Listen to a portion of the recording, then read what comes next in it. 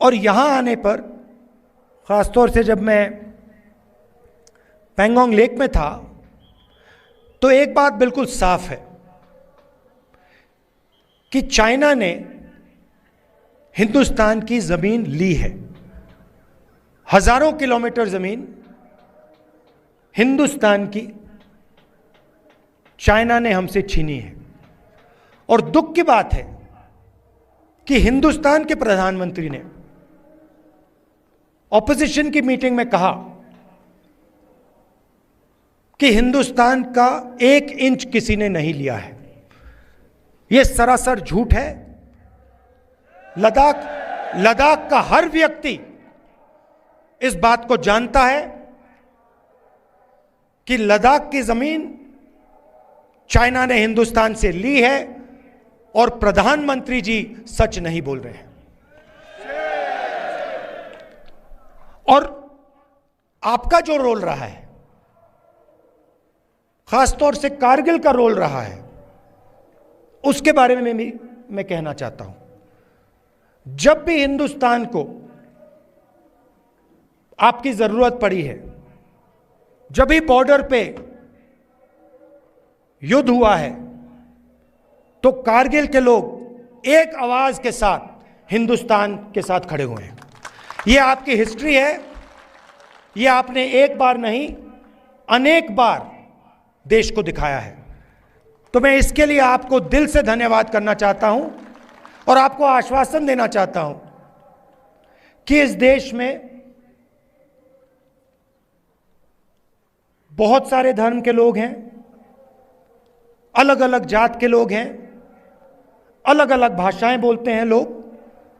हमारे लिए सब लोग एक हैं और इस देश में सब लोगों को इज्जत से, मोहब्बत से रहना चाहिए।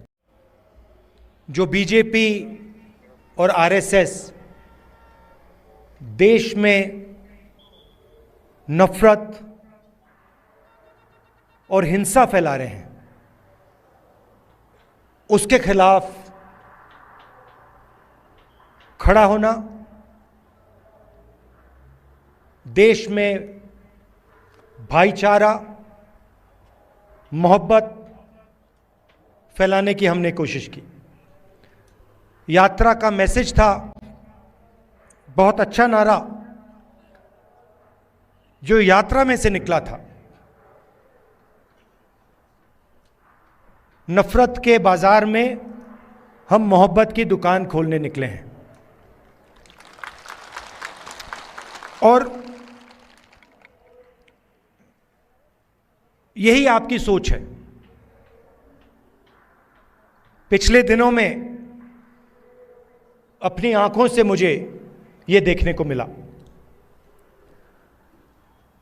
यात्रा श्रीनगर में नहीं रुकनी थी, यात्रा को लद्दाख में आना था, मगर उस समय सर्दी थी, बर्फ थी और एडमिनिस्ट्रेशन ने हमें मना किया, कहा कि लद्दाख में नहीं जाना चाहिए। तो हमने बात मान ली थी। तो मेरे दिल में था और अभी भी है कि लद्दाख में भी हमें वो यात्रा चलानी चाहिए। शायद छोटा सा पहला कदम लिया, पैदल नहीं गए, मगर मोटर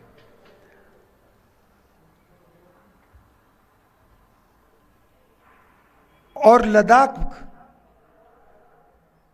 के कोने कोने में मैं गया कि जो गांधी जी की विचारधारा है, कांग्रेस पार्टी की विचारधारा है, वो लद्दाख के खून में और डीएनए में है। और मैं सिर्फ नहीं बोल रहा हूं आपको, ये मत समझिए कि मैं आपको भाषण में बात बोल रहा हूं। मोटरसाइकिल में मैंने पूरे लद्दाख का चक्कर काटा है और रास्ते में देश भर से हमारे लोग लेबर का काम करते हैं। बिहार से, राजस्थान से, उत्तर प्रदेश से, झारखंड से, छत्तीसगढ़ से, अलग अलग स्टेट से यहां लोग सड़क बनाने, लेबर का काम करते हैं। और मैंने जानबूझ के इनसे सवाल पूछा। मैंने इनसे पूछा, देखिए आप यहां सर्दी में काम कर रहे हो, यूपी से आए हो, बिहार से आए हो,